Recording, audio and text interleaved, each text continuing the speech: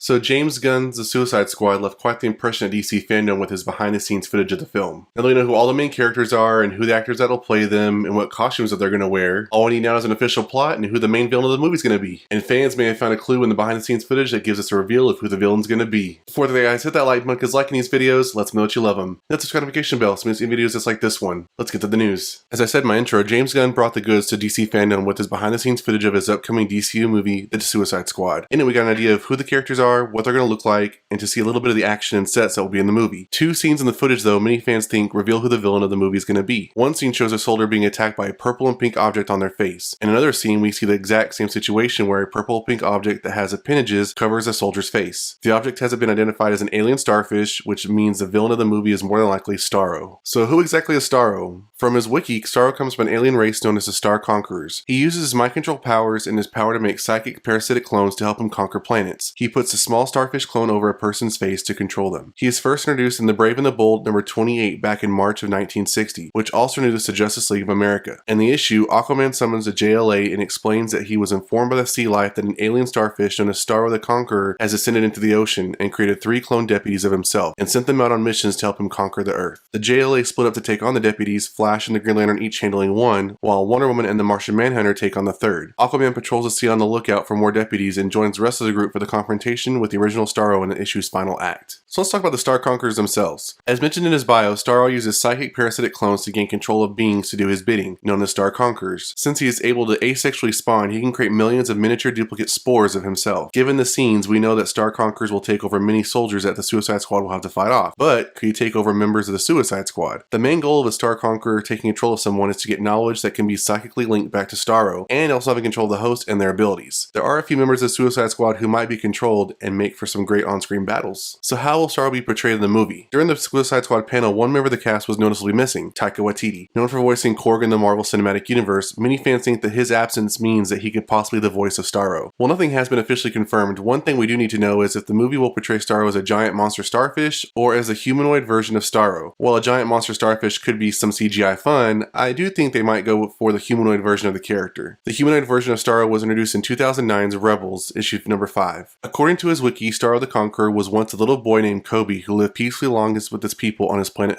Hatterai. One day, a Starro mother star descended on their planet, enslaving their civilization, including Kobe. During the takeover, a Star Conqueror hatchling became attached to Kobe's chest, and Kobe subsequently destroyed the remaining hatchlings, declaring that every Star Conqueror would be his. Now as Starro the Conqueror, he uses control of the Star Conqueror species to begin a series of war of conquests. While he would enslave most foes with Star Conqueror starfish, he would grant some particularly useful opponents larger starfish to wear upon their backs and a place at the head of his armies under him, allowing them free will so long as they turned their talents towards his conquests. As his empire's expansion continued, he was able to draw power from everyone so controlled. Between his mind-controlling Starros, ever-growing strength, and his still independently thinking elites, his forces were unstoppable, leading him to gain control of 9 galaxies. So what do I think about Starro being a villain in the Suicide Squad? Well, I mean, the first Suicide Squad we had Enchantress, and that seemed like a very formidable foe. She was basically trying to conjure up this demon monster, and that was basically the main villain of the movie, aside from the side villain Joker. But overall, it was Enchantress.